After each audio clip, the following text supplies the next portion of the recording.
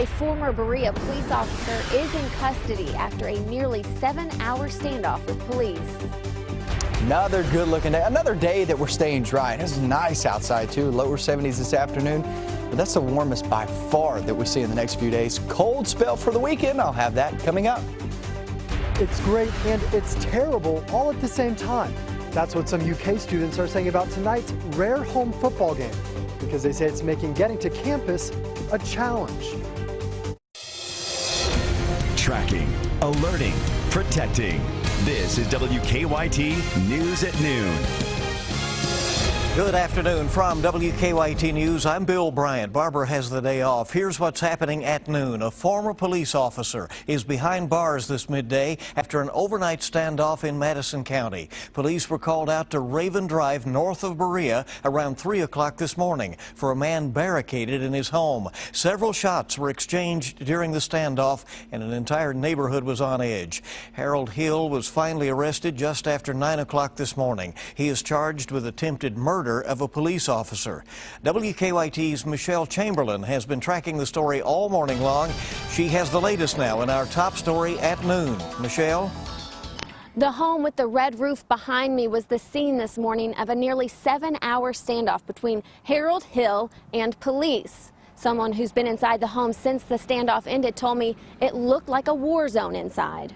This all started before 3 o'clock this morning as police say they responded to a disturbance call. When police arrived, they say Hill, a former Berea police officer, started shooting at them and then quickly ran inside, barricading himself in his home on Raven Drive. Police say Hill was intoxicated and in the home with his wife, son, and teenage grandson at the time. Now, KSP was able to get those three out of the home quickly. Police told us that Hill was threatening law enforcement and that he had multiple weapons. Multiple neighbors tell us they heard shots off and on throughout the morning. Police warning those neighbors to stay inside and away from windows throughout the standoff. We didn't know if there was going to be more shooting or what his mental state was, so we wanted people to stay inside and in the safest place possible. Several vehicles and a home were hit during this morning's standoff. Hill surrendered to police after 9 o'clock this morning. Neither the officers or Hill were injured during the shooting. Hill is being charged with 2 counts of attempted murder of a police officer. In Berea, Michelle Chamberlain, WKYT. Michelle, thank you very much. Now, we've been talking with Berea Police. A spokesperson tells us that Hill worked for their department from the mid-1980s until he retired in 2004. The man suspected of committing Lexington's latest murder will be facing a judge in less than an hour. John Kaywood is charged with murder, abuse of a corpse, and evidence tampering. Police say he killed 58-year-old James Doug Holiness on the train tracks near Manowar and Nicholsville Road, not far from Fayette Mall. Kaywood will be answering to the charges at 1 o'clock this afternoon. A Central Kentucky woman who put her newborn baby in a plastic bag has learned her fate. Cassandra Haney was sentenced to 4 years behind bars during a hearing in Clark County this morning. She pleaded guilty to child endangerment and evidence tampering charges. Haney gave birth in a toilet back in January and then put her baby in a plastic bag in her apartment. The baby did survive. We'll have more from her sentencing coming up in a report on WKYT News at 12:30. Investigators are still trying to figure out what caused an overnight fire that has destroyed an old Central Kentucky business. Bananas on the River in Clark County, which has been closed for at least 8 years, caught fire overnight and burned to the ground. Over the years, the sheriff says there have been numerous break-ins at the abandoned restaurant. Over the years, just kept us close to check on it as we could. The buildings had gotten in pretty rough shape. Really, it was just a nuisance and out of the way. The Clark County Sheriff says the old restaurant has not had electricity for a number of years. Investigators are considering this a possible case of arson. Eastern Kentucky University public safety officers are discussing options now for additional security cameras on campus. This, of course, comes after a death threat was found on a bathroom wall more than a week ago. It prompted classes to be canceled for several days, much of last week. Students returned to campus yesterday. A former Kentucky FBI agent says the school handled the threat appropriately. In terms of protocol, it's going to be incumbent upon every institution to re-examine, to look at their security measures, and see if there can be some kind of protocol. Tonight on WKYT News at 6, we'll hear from EKU security about where they feel they need to improve some things. Well, it is a picture-perfect day here in the Bluegrass. We have sunny skies out there, highs expected in the low 70s, and it's also expected to be pleasant for tailgating at tonight's big UK game over at Commonwealth. WKYT meteorologist Micah Harris is live in our First Alert Weather Center with a look at your forecast quickly. Yeah, and it's a really good-looking forecast. Mid-60s already outside, a lot of blue skies. And as we approach the rest of the afternoon, it's going to stay that way, just a little bit warmer. 71 for most of us. Really good-looking day. It's your best day in the forecast. It really is. And get ready for that big shot at that cold front sliding on in tomorrow and off into your weekend. Frost is likely, but still the potential for freezing temperatures still there. We'll get into those numbers coming up in a few minutes. All right, see you then. Thank you. Thousands of UK fans are gathering at Commonwealth Stadium ahead of tonight's big primetime matchup with Auburn. This is the first time that Commonwealth Stadium has hosted a nationally televised game on a Thursday night, and that's forcing students and faculty to find somewhere else to park.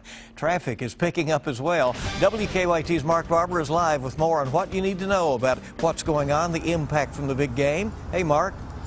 Good afternoon, Bill. We still have more than 7 hours to go until tonight's game. And as you can see already, the parking lots here outside of Commonwealth Stadium are filling up with those tailgaters who really wanted to get a head start on things. Now, police say there haven't been any reports so far of traffic backing up due to tonight's game.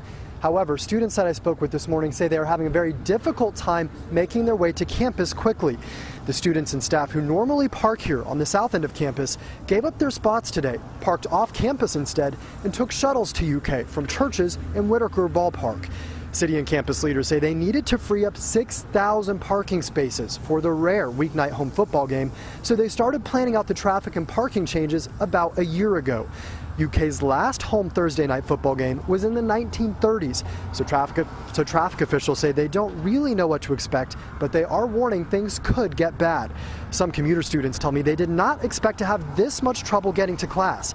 Students who were catching shuttles at Southland Christian Church on Richmond Road today say they had to get up an hour early to make it to class. Some still missed those classes and internships.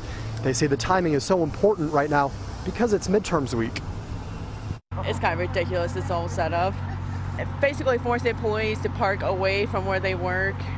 And also students, like you said, it's midterm week, so it's already adds an extra level of stress on top of, the normal morning commute, the normal studying week.